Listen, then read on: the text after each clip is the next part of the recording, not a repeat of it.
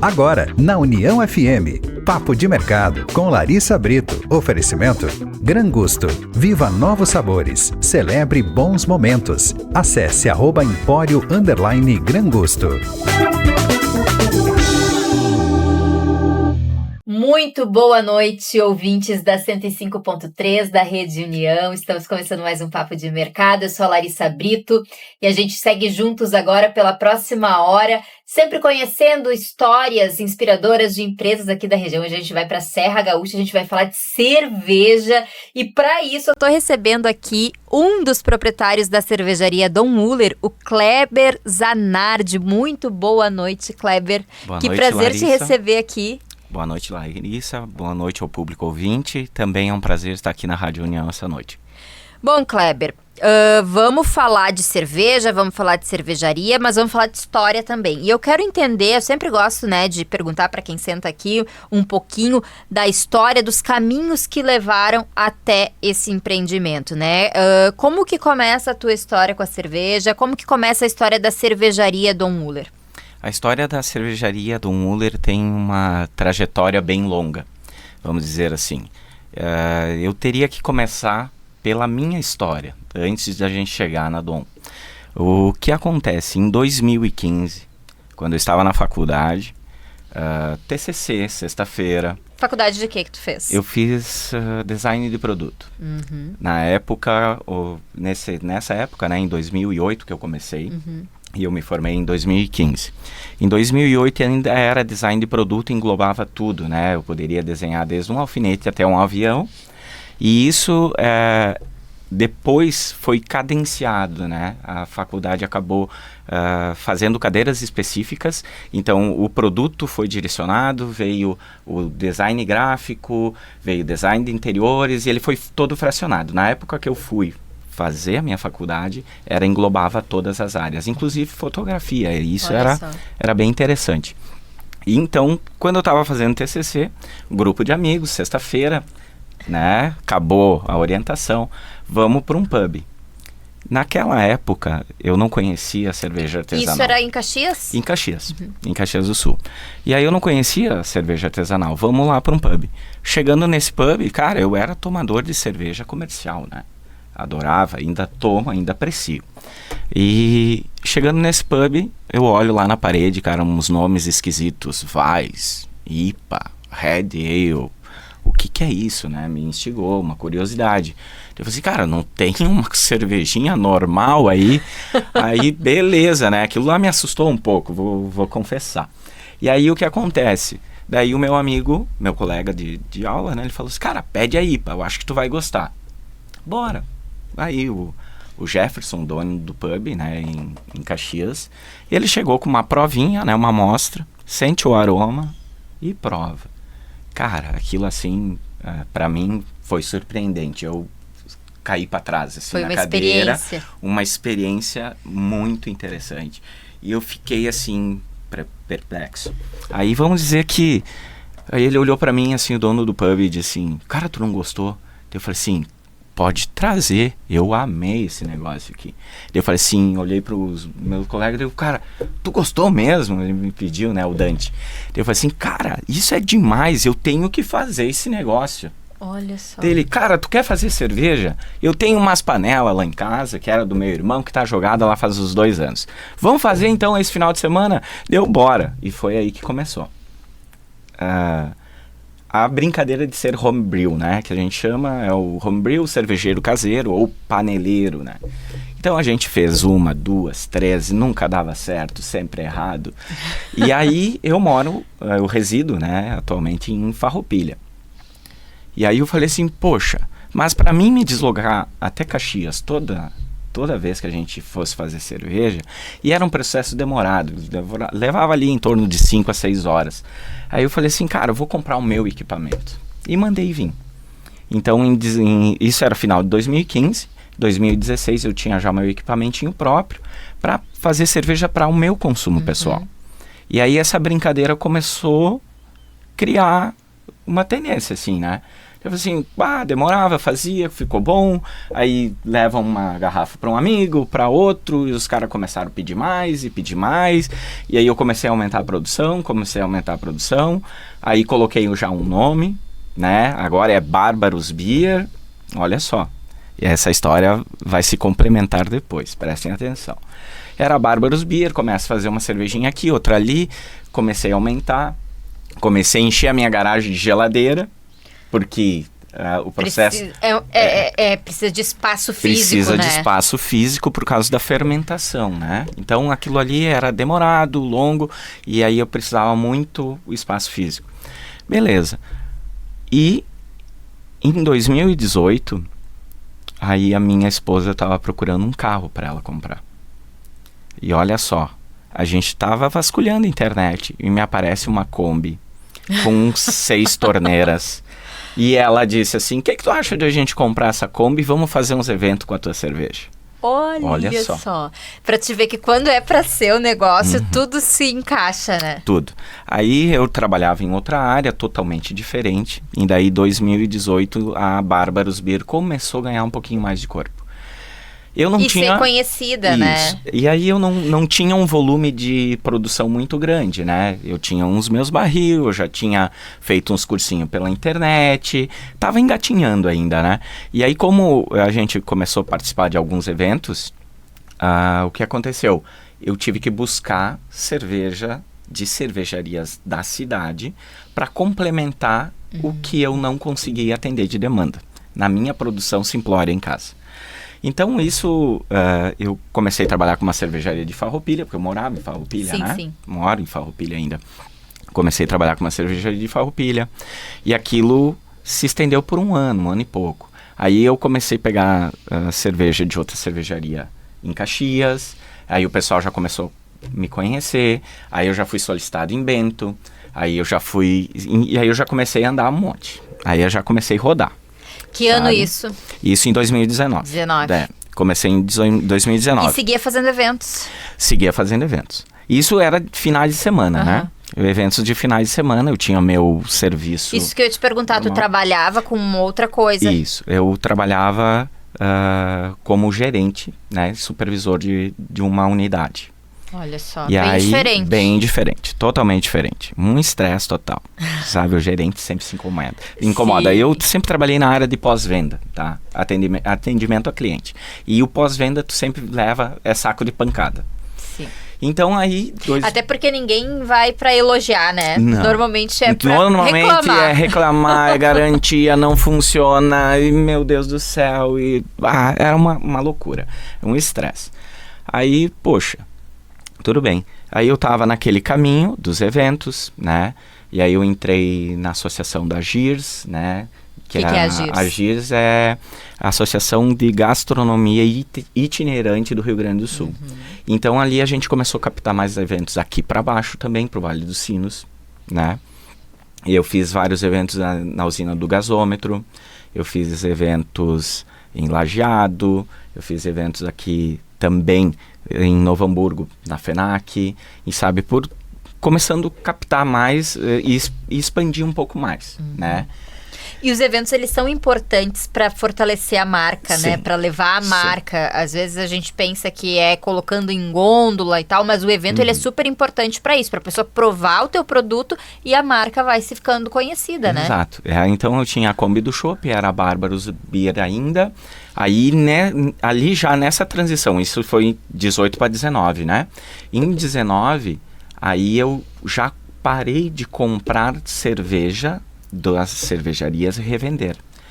Aí eu já fiquei... Já tinha uma produção autônoma. Já comecei a me profissionalizar, ou seja, eu virei cigano.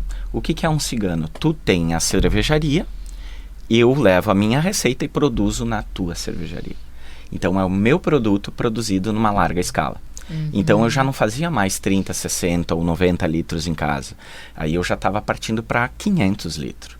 500, 1.000, 500, 300 e outros estilos variados, né? E aí eu comecei a ficar independente. Então eu alugava o equipamento, fabricava a minha própria cerveja, me especializei mais, eu fiz o Beer Sommelier, né? Um curso técnico muito aprofundado, foi muito bom para mim. Isso mudou a minha visão da cerveja em si e do mercado cervejeiro e como funcionavam as coisas. Depois disso, daí eu fui registrar a marca Bárbaros. Aí eu não pude usar o nome. Olha só. Não pude porque tem um bar e pub em Porto Alegre que o nome é Os Bárbaros. E aí eu tive que pensar numa outra estratégia. Que nome dar para a cervejaria? Que é o que eu quero saber, porque é um nome diferente. Por que Dom Uller, né? Por que Dom Uller? Isso aí foi bem legal também, porque eu demorei para chegar nele. Eu tinha então aquela pegada... Nessa época tu tava trabalhando sozinho, tu e a tua esposa. Isso. Tá. Isso. Ainda, né? E aí eu falei assim, poxa, aí eu fazia ainda eventos. Quando eu não conseguia captar eventos sozinho, né? Eu ainda tinha solicitação de algumas cervejarias que locavam a minha Kombi, que era meu beer truck, né? Eles locavam meu beer truck para mim fazer eventos para ele. E aí, num desses eventos que foi locado, eu fui a Arroio do Sal. E aí tinha uma festa lá, uma feira na cidade. E eu estava lá, e daí do meu lado da Kombi tinha um artesão. E ele tava lá com uns machados, uns arco e flecha, umas coisas assim.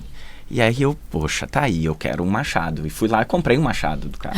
Porque daí quando eu vou nos eventos, eu vou caracterizado de kilt, assim, meio viking, porque já era Bárbaros, né? Sim. Era um negócio, uma pegada nórdica, viking, assim, né? Aquela troço roots, né? E aí eu tava naquele negócio de pesquisar nomes nórdicos, deuses e coisas, e apareceu o Uller nessa época. Apareceu o Uller, mas eu não gostei do Uller, né? O que é o Uller? O Uller é o deus da caça. Filho de Odin, né? Filho de Sif, deusa do grão. Então, e ele é o deus da caça, é o arqueiro nórdico. Presta atenção, isso vai ficar bem interessante. Aí o que aconteceu? Eu lá, peguei o arco e flecha, fui brincar um pouco lá com o alvo, nunca tinha pegado na mão. Tem vídeo disso até no Insta, né? Deu acertando lá umas latinhas de cerveja com arco e flecha, primeira vez que eu peguei. E daí eu fiquei com aquele negócio, pô, o arqueiro, né? O arqueiro. E aí eu comecei e fui de novo, voltou pro Uller, daí era o arqueiro nórdico. Daí que eu soube da história, né? Antes eu só tinha pesquisado nomes e tinha aparecido Uller. Não tinha se Uller. aprofundado em nenhum. Tinha aparecido Uller, mas eu não tinha interpretado dessa forma. Daí quando eu fui brincar lá nesse evento com arco e flecha, aí eu falei assim, pô, tá aí o arqueiro. Aí o arqueiro nórdico, daí eu fui de novo, voltou o Uller, eu conheci a história. Daí eu falei assim, mas eu não tava bem convencido disso. Daí eu falei assim, não, eu vou na árvore ginecológica da família, né? Não é nem genealógica, é ginecológica da família. Então eu fui, porque eu falo ginecológica? Por causa das minhas avós, tá? Por causa das avós. Porque o meu sobrenome é Zanardi, e Zorteia, então de um lado e do outro da família, e Schnell e Bernet do outro. Então é 50% alemão, 50% italiano, né? E aí eu fui nas duas vertentes. Então eu fui na vertente dos alemães, né? Então eu fui pro Bernet. O Bernet, a tradução seria urso forte. E daí eu fui mais atrás ainda da família, de onde que eles tinham saído. Eles tinham vindo ali da Suíça. Bem escandinavo. E aí eu fui no Schnell. O Schnell, todo mundo sabe, né? Rápido, astuto, ligeiro, certeiro. Tem várias definições pro Schnell, né? Schnell, rápido, astuto, Usa-se ligeiro. a expressão, inclusive, né? Certeiro. Aí, no Schnell ali, eu fui saber de onde que veio o Schnell. Aí, eu descobri que eles vieram da Dinamarca. E na Dinamarca, a pronúncia não é Schnell, é Snow. E no Snow, na Dinamarca, a tradução é arqueiro. Olha só. Entendeu? Arrepia. É muito legal isso. Então daí eu falei assim, porra, é isso mesmo. É o arqueiro, tá na minha família, tá na minha árvore genealógica. Eu tenho origem escandinava. A gente veio da Dinamarca, Suíça, sabe? Então tudo isso contou. E o Dom veio do italiano daí, né? Dom Uller. Pra unir as duas culturas, o italiano e o alemão. Daí por isso que veio o Dom e o Uller. Isso em 2019. Isso em 2019. Aí tu se consolidou como Dom Uller. Isso. E aí eu fui atrás de fazer o logo, né? Que daí foi bem legal também. Que eu falei pro cara que estava desenvolvendo.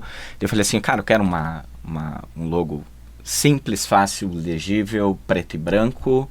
E com algum argumento, alguma relação com o arqueiro. Que tem que aparecer alguma coisa em relação ao arqueiro. E daí ele me olhou bem assim, ele disse, e se eu colocasse o próprio Uller no logo? Eu falei assim, me surpreenda. Então virou um logo muito legal, muito forte. E na época eu ainda usava um cabelo, né, característico, assim, com umas tranças, né? E aí todo mundo me falava dele, pô, tu fez a cervejaria e o logo da cervejaria é a tua cara, né? E todo mundo sempre fala que a cara da cervejaria sou eu mesmo. Então isso se consolidou, então a Dom Uller tomou corpo, aí eu fui me aprofundar um pouco mais, né, em conhecimento técnico, e aí eu fui fazer o curso tecnólogo avançado em cervejaria, um técnico avançado em cervejaria. Isso ali já em 2000, quase iniciozinho de 2020. Né? Pois é, e vocês atuavam de uma forma bem forte em eventos, e 2020 veio aquele desafio todo, né? Exato. Como é que foi fazer essa administração, assim? Porque vocês estavam numa expansão, né? Num momento de expandir a marca, enfim. E aí o principal canal de vendas de vocês, de repente, não tinha mais. Morreu, exato. Então, o que acontece? Como eu ainda tinha o meu serviço paralelo... Ah, nessa época tu ainda tinha? Ainda tinha. Eu estava fazendo o curso de tecnologia, aí eu conheci os meus sócios. Eu não tinha ainda a minha cervejaria independente, eu ainda era cigano, eu ainda produzia em outras.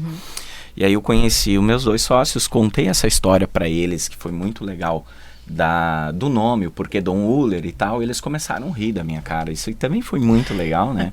Daí eu falei assim, mas por que vocês estão rindo? Daí eles falam assim, tu sabe de quem que é o Bárbaro? É do meu irmão. Daí eu falei assim, eu não acredito. Sim, é do nosso irmão, que eram o Marcos e o Márcio, né, os meus sócios hoje. Daí eu falei assim, cara, sério isso? Daí eu falei assim, não, eu tenho que ir lá conhecer ele, então, porque ele falou assim, cara, o mundo é muito pequeno. A gente se conheceu... Não, é impressionante as voltas que essa história dá e leva sempre para um ponto determinado, isso, exatamente. Então foi muito impressionante isso. E aí veio ali a pandemia, né? Eu trabalhava ainda, já trabalhava dentro de uma cervejaria, né? Na realidade, eu trabalhei em 3 cervejarias antes de abrir a minha. Então, eu tinha saído ali em 2009 do segmento que eu era gerente, supervisor de unidades numa concessionária. Eu já estava trabalhando dentro de uma cervejaria. Aí, eu fui para uma segunda cervejaria, né? Um pouco maior. E ali eu era já o cervejeiro, mas eu estava fazendo o curso de tecnólogo. E aí, para a formação do curso, o que a gente tinha que fazer? Uma cerveja. Então, foi a sala, o grupo de alunos foi dividido em 5, e cada grupo de 8 alunos tinha que fazer uma cerveja. E aí, os meus sócios ali, a gente ficou dividido no grupo. Um deles caiu comigo, e aí eu levei eles para dentro da cervejaria, porque eles eram paneleiros, que nem eu, mas eles tinham aquela curiosidade. E aí eu já tinha uma longa estrada, desde 2015 até 2019, são 4 anos, e eu trabalhei muito, já estava trabalhando dentro de cervejaria, já era a segunda, eu já era o cervejeiro, e aí eu levei eles para dentro da cervejaria, para eles terem uma imersão naquele mundo, sabe? Diferente da só a teoria em aula. E aí a gente desenvolveu a receita dentro lá da cervejaria, fabricamos ela, e no dia da formatura, né, ia ser escolhida a melhor cerveja do curso do Tecnólogo do Rio Grande do Sul, e por felicidade foi a nossa ISB, uma S Special Bitter inglesa, eu adoro inglesas, então a gente ganhou como a melhor cerveja do curso. E aí os guris ficaram mais curiosos ainda, mais interessados, e numa dessas brincadeiras ali, eles falaram assim pra mim, cara, mas tu não tem vontade de ter a tua própria cervejaria? Eu falei assim, cara, é tudo que eu mais quero, né? Só que eu não consigo sozinho nesse momento. Daí eles falaram assim, então vamos unir força, que a gente quer montar uma cervejaria. E tu já tem a experiência que a gente precisa. E aí o negócio aconteceu. Ali, em 2020. Bem no início da pandemia. Bem no início da pandemia. Bem no início. Então, assim, ó, eu trabalhava dentro de uma cervejaria, me desliguei daquela cervejaria, compramos todos os equipamentos ali no finalzinho de 19 e montamos a cervejaria no auge extremo do caos, né? E aí a gente começou a trabalhar devagarzinho até retomar, né? Teve um período que ficou fechado, que não podia se atender público, então a gente começou a trabalhar com growlers, né? Aquele takeaway, fazer uma movimentação, um atendimento direto ao público usando rede social, encomende seu chopp, a gente leva para você na sua casa, sabe? E assim a gente foi se virando. Até que a cervejaria startou, que levou 7 meses, desde a composição dela ali, que a gente alugou o espaço em dezembro, e a gente foi abrir em julho, né, de 2020, ali no dia 13 de julho de 2020, o Dia Mundial do Rock, né? Então foi ali que a gente abriu, em auge da pandemia. Foi bem difícil. Eu imagino. Né? Foi bem difícil, a gente passou altos e baixos. Para negócios que já eram consolidados, foi um período difícil. Imagina para quem está começando um negócio, né? Ah, não, desculpa, não foi em 2020, em 2021 a gente abriu. 2021. Tá? 2021. Hoje a cervejaria 21, 22, 23, 24 vai fazer 4 anos já. Né? Então nós temos 3 anos dela independente, com CNPJ próprio, com produção própria, né? Com um pub ativo lá em Caxias, e a gente nunca deixou de fazer eventos, porque ali está a raiz de tudo, onde começou, né? Então eu levei eles para fazer eventos, a gente fez vários festivais de balonismo, né? Muito aqui em Nova Petrópolis também, e a gente girou muito, foi para Blumenau, né? Depois que tudo se estabilizou, a gente foi para Blumenau. Nós ganhamos medalha lá no 2º ano que a gente participou, já com uma cerveja, uma Catarina Sour, vamos dizer assim, que era uma referência de Santa Catarina, e a gente acabou emplacando com essa medalha. Então foi bem legal para nós, e aí a gente começou a subir um pouco mais o degrau por degrau, e isso assim, uma escalada, né? Isso é uma escalada contínua. Hoje eu digo assim que a gente está dentro de um padrão de cervejaria que é de micro cervejaria, que tem limites, né? Sim. Uma nano cervejaria, uma nano cervejaria, 50 mil litros ano, né? Acima de 50 mil litros aí já entra em micro cervejaria. Agora a gente está indo direcionado bem para o negócio, né? Uhum. Nesse papo agora. Então a gente está ali em micro cervejaria, que a gente consegue fabricar hoje, ali, produzir em torno de 9 mil litros mês. Tá? Nossa, é bastante coisa. Não, é muito pouco. Mas para quem produzia em casa, na garagem, sim. Até pouco tempo atrás, né? É bastante coisa. Até agora, daí eu vou te explanar o porquê que eu acho pouco. Hoje uma cervejaria, para ela ter um lucro líquido, saudável, tu tem que ter uma produção e uma venda de 10 mil litros. Porque senão tu fica meio na berlinda ali, não tá numa zona de conforto, entende? Uhum. Tu não tá numa zona de conforto. Como é que é a venda de vocês hoje, além dos eventos? É lá na própria cervejaria? Vocês têm parceiros que revendem o produto de vocês? Como que funciona? Sim, a gente tem, além do nosso pub, né? Que hoje até eu vou te falar assim, aquilo lá tava me cansando bastante. Eu adoro a noite, adoro o pub, adoro a confusão, mas assim, era estafante, porque eu chegava ali por 7 horas da manhã e às vezes saía às 2, 3, 4 da madrugada. Então isso começou a se tornar cansativo para mim. Sim. Consegui conduzir essa jornada que dava em torno de 18 a 19 horas por dia, né? E então a gente deu uma pausa ali no pub e locamos ele para um terceiro tocar o nosso pub. Ele tá locado então ele agora. tá sublocado, então a gente terceirizou o pub para uma outra pessoa que entende da noite, que tá desenvolvendo. Tem as nossas cervejas lá, tem 20 torneiras, 20 estilos diferentes. Eu consigo produzir, eu produzo 29 estilos de cerveja. Tem N, depois a gente vai falar algumas coisinhas, né, delas. E aí a gente locou o pub e ficou focado só na cervejaria, que agora a gente entra na tua pergunta, como que a gente faz a distribuição? Então a gente tem hoje uns 25 clientes fixos da Dom, que consomem essa cerveja fora o pub, né? Então eu tenho bares, pubs, hamburguerias, restaurantes, pizzarias, né? Tudo na região da Serra? Tudo na região da Serra. E aqui embaixo, a gente estava em negociação, aqui no Vale dos Sinos, e até foi comercializada em São Leopoldo. E também no Bárbaros, em Porto Alegre, que é do irmão do Onde meu tudo sócio, começou, né? de uma certa forma, né? Então, se vocês querem encontrar a cerveja do Müller, mais fácil na torneira, que eu digo, é no Bárbaros. Lá sempre tem. Alguma coisa sempre tem lá, né? E aí a gente tem esse leque. Então ali a gente abrange bastante a serra. Então, Flores da Cunha, Garibaldi, Bento, Farroupilha, até Cambará. Até Cambará tem, sabe? Lajeado, Cambará. E a gente tá começando a explorar mais o mercado. Tentando expandir mais o mercado. A gente está se encaminhando aqui para o final do nosso primeiro bloco já. Já vamos deixar no ar aqui, mas esse desligamento, entre aspas, porque o pub continua vendendo cerveja de vocês, tem foco em aumentar a produção da cervejaria, em ter mais um olhar mais atento lá, tá mais presente com a cervejaria e conseguir aumentar essa produção? Exato, exato. Essa é a intenção.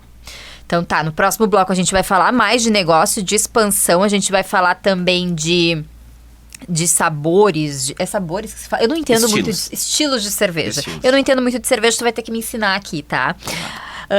E a gente vai falar um pouquinho mais desses estilos. Eu sei que tem coisas bem diferentes aqui que já foi me passado antes. Então, pra quem gosta de cerveja, vai ser um papo muito interessante. Para quem conhece pouco, assim como eu, também vai aprender bastante. No próximo bloco, a gente continua conversando aqui com o Kleber Zanardi, um dos proprietários da cervejaria Dom Müller de Caxias. Não saiam daí.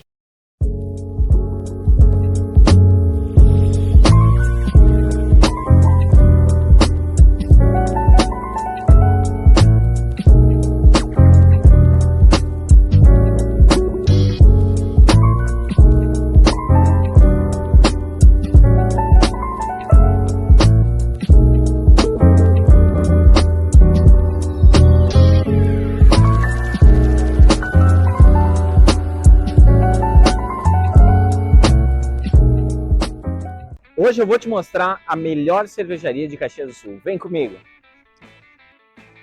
Aqui é o melhor lugar para quem gosta de apreciar uma boa cerveja, onde você vai encontrar os principais estilos das escolas de referência mundial. E o que seria de uma boa cerveja sem deliciosas opções para acompanhar?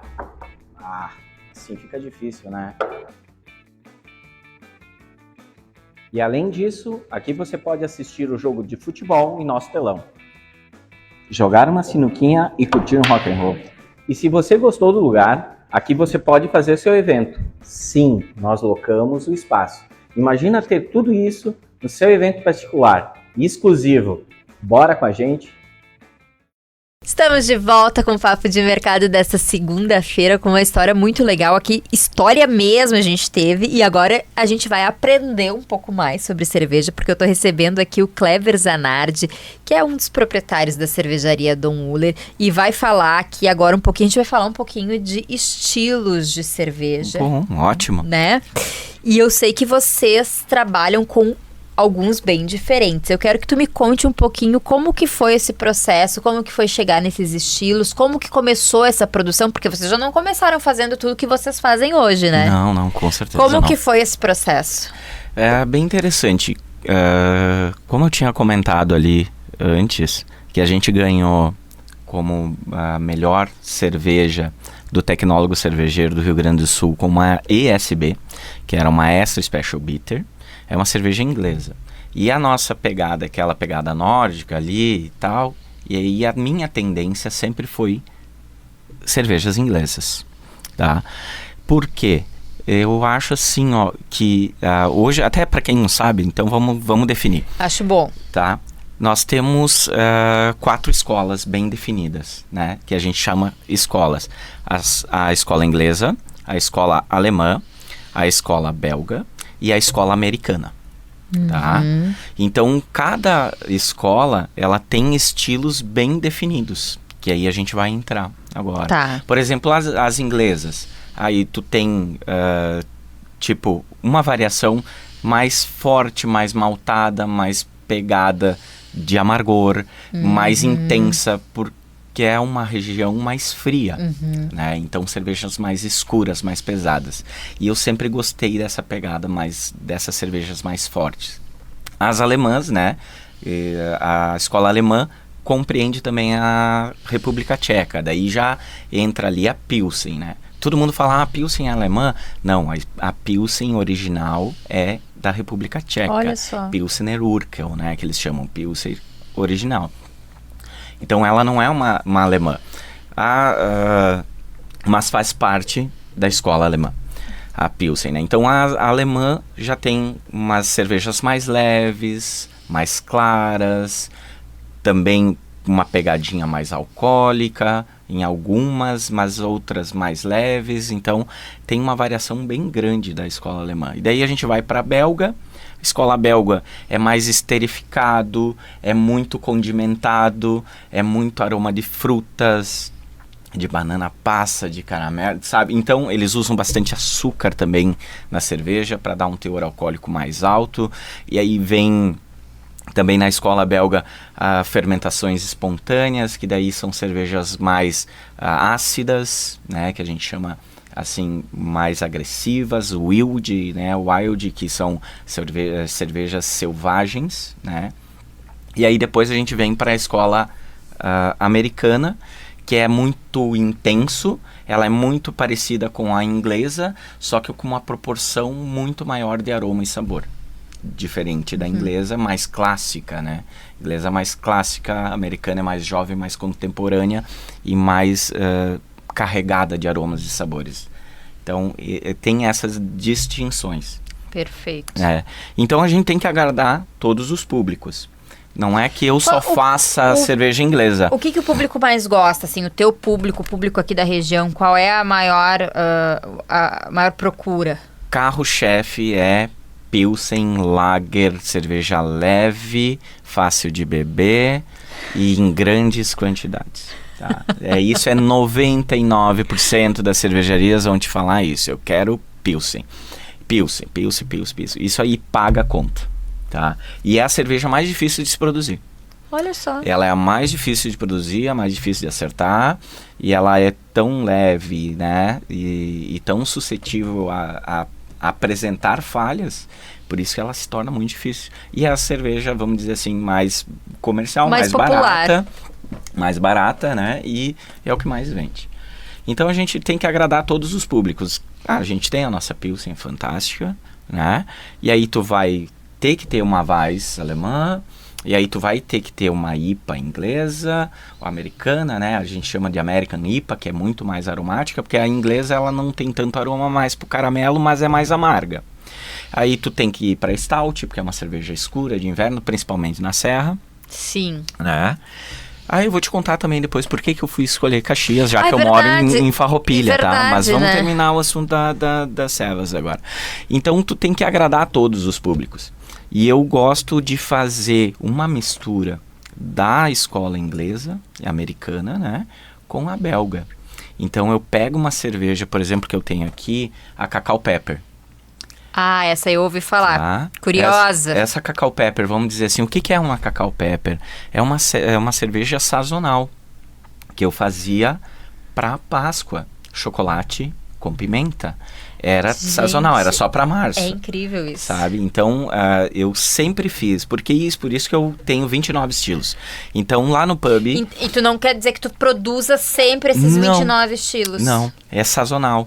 Então, lá no pub era para mim um laboratório, porque eu sentia o gosto do público, o que ele gostava na cerveja, e eu podia fazer essa análise e aperfeiçoar a receita. A produção. A produção, né, aperfeiçoar, entender o que tá te agradando, o que não tá agradando, tá muito pimenta, tá menos pimenta, muito cacau, não tem, sabe? Daí a gente vai brincando assim. E de onde que surge a ideia, assim, de fazer cacau e pimenta, colocar isso numa cerveja? Porque quando me contaram disso, eu fiquei pensando, mas, gente, é uma mente muito criativa, né? Diz assim, tem coisa que só sai ali de dentro, né? Não tem como explicar, porque eu falei assim, cara, eu preciso de uma cerveja para Páscoa, eu preciso de uma cerveja para março, né? E aí tu fala assim, poxa, mas o chocolate tá, eu tenho a Porter é uma cerveja bem específica de chocolate, porque tu usa muito malte e chocolate nela, e ela já traz esse dulçorzinho ali. E aí eu falei assim, cara, então vamos melhorar um pouquinho mais, vamos botar um cacauzinho ali, vamos botar uma pimenta para dar um toque. E aí ela ficou fantástica, caiu no gosto da galera e virou uma cerveja de linha, né? Então a cada 2 meses eu tinha um lançamento de uma cerveja nova na cervejaria. Aí depois, por exemplo, janeiro, fevereiro, que eu precisava uma cerveja refrescante. Aí eu tinha uma tomate com manjericão. Pois é, essa aí. E qual é que é o nome dessa cerveja? É Marguerita. Marguerita, era uma pizza. É uma pizza líquida. É maravilhoso isso. E assim, a cor dela fantástica, uma cerveja leve, com teor alcoólico baixo, refrescante e com um aroma assim, com manjericão que dá um frescor, sabe? E quem toma, e ela é levemente ácida, né? Ela é levemente ácida, seria uma Gose. É uma Gose Marguerita. Aí, então, essa cerveja eu teria para janeiro, fevereiro, verão. Aí eu teria a Sour, abacaxi hortelã, verão, só. Que foi a nossa ganhadora, né? Da medalha de ouro lá em Blumenau. Então também é verão. Eu teria a Witbier, que é coentro e casca de laranja. Cervejas leves, teor alcoólico baixo e refrescante, verão. Tem uma ginger, né? Que lembra muito Spritz Beer, né? Que é uma ginger, é uma hop lager. Hop lager com gengibre. Isso tudo era para verão. E daí eu já começava a fazer isso em novembro, né? Quente. Novembro, dezembro, janeiro, fevereiro. Eu te falei 4 cervejas. E essas 4 cervejas, uma entrava cada mês. E aí depois veio Páscoa, aí depois a gente ia... inverno, uma cerveja forte, pesada. Aí eu tinha uma Russian Imperial Stout, que eu chamo ela de soviética, com 12% de teor alcoólico. Nossa! E aí eu tinha a Pastry Stout, que também ganhou medalha esse ano que passou, em Caxias, no curso que teve ali, com 15% de teor alcoólico. Uma cerveja licorosa, encorpada, densa. Cara, tomar 300 ml já te satisfaz, né? Então, essas brincadeiras. Aí, poxa, passou o inverno, o que eu tenho depois? Cara, aí a gente já tá entrando na Semana Farroupilha. Cerveja de erva mate. Cerveja de erva mate. Cerveja de erva mate, de carijo, porque eu fiz um festival de carijo lá em Palmeiras das Missões, que é o festival da Canção Gaúcha, né? De carijo, que eles chamam. E aí lá eu entendi o que era uma erva de carijo, o que é o carijo. Eles pegavam as folhas de erva mate, botavam numa trempe de taquara e um fogo de lenha embaixo e ficavam secando aquelas folhas. Aí o cara tinha que ficar cuidando, era o carijeiro, né? Que ele tinha que ficar cuidando aquilo ali a noite inteira, ele não podia dormir, porque senão pegava fogo. Pegava fogo em tudo. Pegava fogo. Então lá eu conheci. E aí eu falei, cara, o ano que vem, quando eu voltar pro festival, eu vou ter a cerveja do festival, né? Uma Pale Ale de carijo, que é com erva mate. Então isso já coincidiu com o festival, né? E com a Semana Farroupilha. Depois, aí já vem outubro, Halloween, Pumpkin, cerveja de abóbora. E assim vai. Oktoberfest, né? Daí uma cerveja mais pegada para Oktober também. E novembro a gente já começa com a Brown Ale de nozes, que é uma cerveja natalina, fantástica. Foi sucesso. Um calendário, é maravilhoso. Ela foi sucesso na FENAC, esse último evento que a gente teve. Então toda vez a gente leva uma novidade. E o público gosta de novidade. E toda vez que... Não, e é muito, assim, a gente vai ouvindo tu falar, tu quer experimentar. Eu tenho certeza que os nossos ouvintes agora estão querendo, porque tu quer saber como que é esse sabor, como que é essa mistura de chocolate com pimenta, de manjericão, com tomate. E o mais cerveja. legal é que eu digo que essas feiras, esses eventos nos proporcionam, que além de tu fazer uma leitura do público, né, que eu estava comentando antes, que isso eu fazia no pub e eu testava lá, era o meu laboratório. E aí tu faz essa leitura do público, tu entende o perfil do consumidor, o que ele gosta. Você, eu não sei, eu nunca tomei outra cerveja, eu não quero, né? Então, às vezes, tu se surpreende, cara. Sim, experimenta. Vai conhecer, né? Quebra paradigma, prova. Não, eu gosto de Pilsen, eu gosto do tradicional. Eu falo assim, cara, eu vou te dar 3... Eu sempre tenho 10 torneiras, 10 estilos nas feiras e eventos. Eu vou te dar 3 provas aqui, eu tenho certeza que uma delas tu vai gostar. Sabe? Não tem erro. O pessoal... Aí tu sai de uma mais fraquinha e tu vai subindo degrauzinho até a forte. Aí, gostei daquela. Cara, tu saiu da Pilsen já. Então tu já saiu do tradicional, tu quebrou paradigmas, tu tá experimentando coisas novas. E eu tenho certeza que se ir provar, não se arrepende. Sabe? Tu não se arrepende de ter essa curiosidade. E aí isso te instiga a provar outros estilos e outras cervejarias que são fantásticos e maravilhosos, né?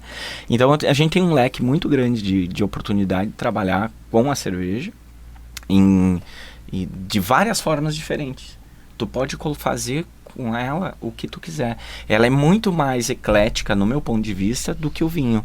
Apesar, né, de eu estar lá na Serra Gaúcha. Pois a gente tem que chegar nesse ponto, porque ter uma cervejaria, né, numa região onde as vinícolas são muito fortes, a cultura do vinho é muito forte, até a própria produção familiar, às vezes, ali, né? Por que Caxias? Sim, eu sei que tu é da Serra, né? Mas por que Caxias? Porque nessa de montar o negócio, daqui a pouco a gente pode escolher um outro ponto que considere estratégico, né? Então, como eu era de Farroupilha, moro em Farroupilha, trabalhava em cervejaria de Farroupilha, eu trabalhei em 2 cervejarias de Farroupilha. Quando eu fui abrir a minha cervejaria, a gente estudou o mercado primeiro, né? Então, tu tem que se posicionar. Nesse estudo de mercado, a gente percebeu que Farroupilha tinha 70 mil habitantes, tá? Com 10 cervejarias. Era muita cervejaria em Farroupilha. E isso saiu até no anuário da cerveja de 24. O de 25 eu não tenho números ainda, tá? Mas eu tenho um apanhado geral que depois eu posso passar para vocês. Então, ela estava dentro das cidades do Brasil com maior número de cervejarias. Olha só. E aí a gente olhou para Caxias. Cidade imensa, enorme. Imensa, um polo metal mecânico, né? Com uma noite ativa. Hoje a gente diz que a Caxias tem uma noite ativa, não tanto quanto a região metropolitana, mas já se mudou o perfil do consumidor, ele sai mais de noite, não é só mais o trabalho, casa-trabalho, trabalho-casa, e isso era, né, mudou um pouco o perfil do consumidor, e aí a gente olhou para Caxias, 700 mil habitantes, quantas cervejarias tem? 20. Olha. Entendeu? A diferença, né, é muito grande. E daí eu falei assim, cara, vamos para esse mercado. Eu acho que aqui a gente vai conseguir se posicionar melhor. Tanto que, vamos dizer assim, Caxias do Sul é a 5ª cidade do Brasil com maior número de cervejarias. Então, São Paulo é a primeira, tá? Porto Alegre é a segunda, com 43, e Caxias tá lá em 5º, daí vem Minas Gerais, se eu não me engano tá em 3º, Caxias tá em 5º, com 20 cervejarias, né? Então é um polo, e ali se consagrou muitas cervejarias de renome nacional, né? A região ali muito propícia. Tu tem muitas, eu vou te falar assim, o insumo ali chega muito fácil. E o consumidor também está mais aberto, né? Mais aberto, exato. Então hoje o consumidor ele tá saindo mais para happy hour, ele dá uma estendidinha, né? E aí tu consegue, ela não deixa a Serra ali, Caxias, de ser um ponto turístico, né? Não tanto tanto quanto Gramado e Bento Gonçalves, Canela, Nova Petrópolis, que é bem mais focada no turismo, sim. mas ela também traz muita gente de fora, tem uma rede hoteleira muito grande, e esse pessoal que vem de fora, eles querem sair de noite, jantar e consumir, e relaxar. Então ali foi um ponto estratégico que a gente achou de trabalhar. E agora a gente está fazendo essa expansão, como eu comentei no início, procurando outras cidades da Serra, levando o nosso produto para outros pontos, né? E agora a gente está tentando vir aqui para o Vale dos Sinos, né? Já tem em Porto Alegre, já tem em São Leopoldo, vamos fazer alguma força para estar em Novo Hamburgo também.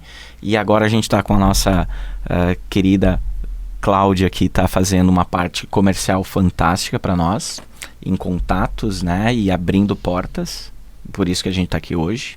Né? A gente vai falar aí que tem o piquenique no parque nesse domingo, né? Da Rádio União, e a gente vai estar lá em Nova Petrópolis. Então isso começou a direcionar o nosso pensamento de mercado de uma forma diferente, né?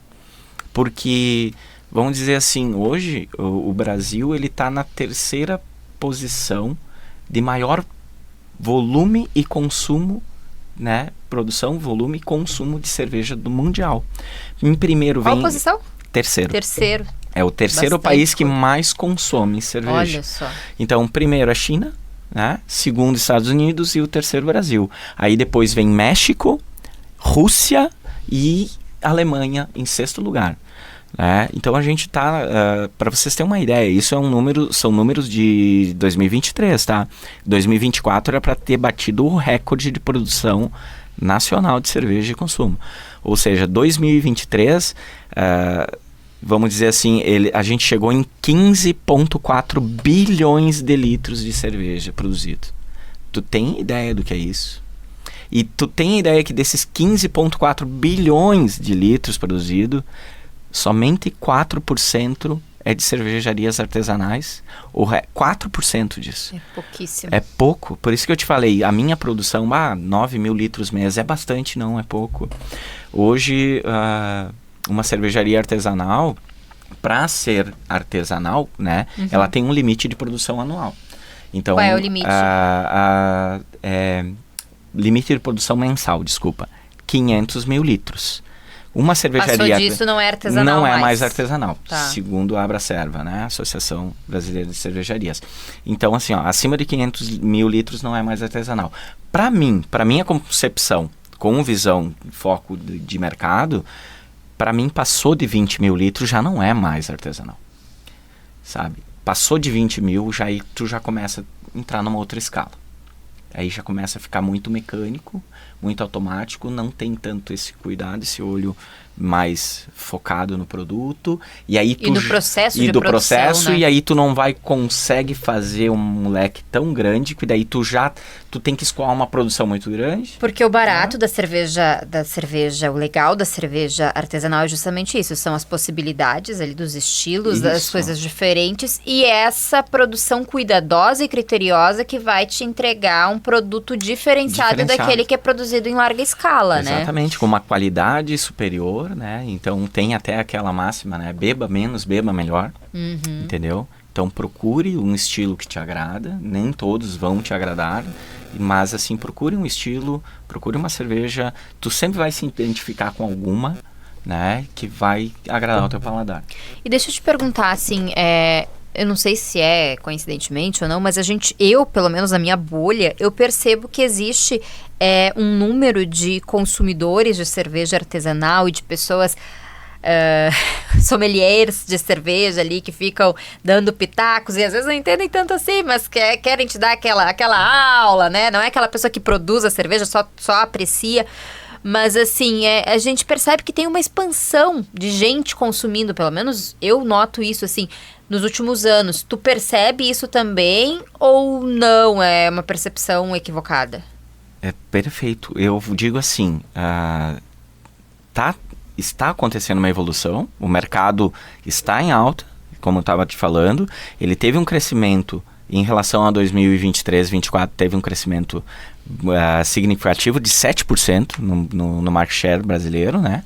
Então, assim, vamos dizer assim, a gente está numa curva ascendente, subindo, né? Tem investimentos altos de cervejarias para aumentar a produção, o volume de produção. E aí eu digo assim, o que eu observo quando eu vou para o evento e eu tenho esse contato tete a tete com o cliente, que ele prova a cerveja, ele ficou mais exigente. O público ficou mais exigente. Eles querem melhor qualidade. Eles sabem identificar a cerveja com qualidade. E já tá identificando, eu gosto desse Exato, tipo aqui. Eu gosto desse tipo. Não tem mais tanto que nem a Larissa, assim, que Não. conhece pouco. O pessoal já vai mais certeiro, né? Ainda tem o pessoal que tá engatinhando nesse mundo, tá tentando conhecer, provar coisas novas.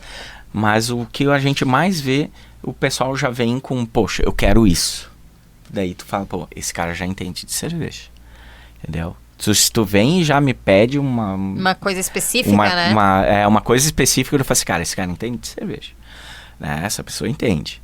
Agora, se tu vem lá, eu quero Pilsen. Quer provar outra coisa? Mas eu não sei. Aí tu tem que conquistar. Daí tu vai ensinar essa pessoa. Agora, o público tá bem esperto mesmo, bem exigente, bem seletivo e consumindo mesmo bastante.